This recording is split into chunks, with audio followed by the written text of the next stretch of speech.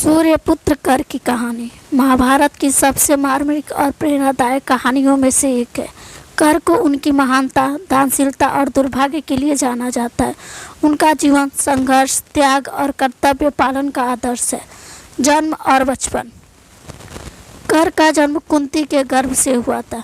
कुंती को ऋषि दुर्वासा ने एक मंत्र दिया था जिससे वह किसी भी देवता का आह्वान कर सकती थी और उनसे पुत्र प्राप्त कर सकती थी।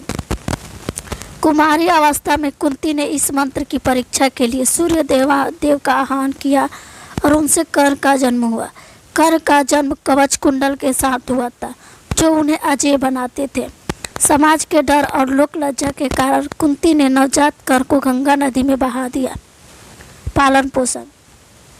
कर को अधिरथ नामक एक सारथी और उनकी पत्नी राधा ने पाया और पाला। इस कारण कर को शुद्ध पुत्र कहा जाता था। अपने माता पिता से उन्होंने धर्म, दया और सेवा के संस्कार सीखे। शिक्षा और संघर्ष।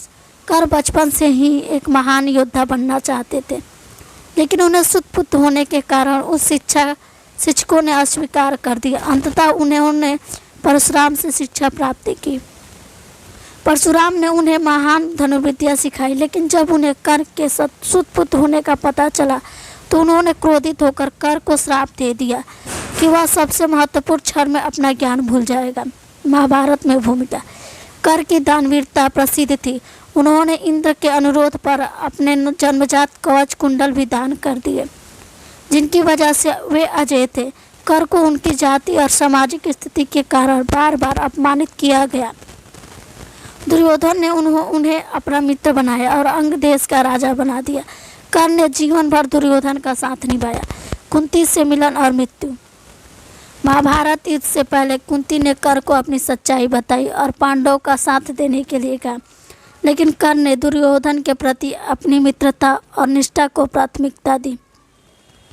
कर ने युद्ध में अद्वितीय वीरता दिखाई, लेकिन अर्जुन के साथ द्वंद्व युद्ध में भगवान कृष्ण की रणनीति और परशुराम के श्राप के कारण वे पराजित हुए और मारे गए। कर की महानता।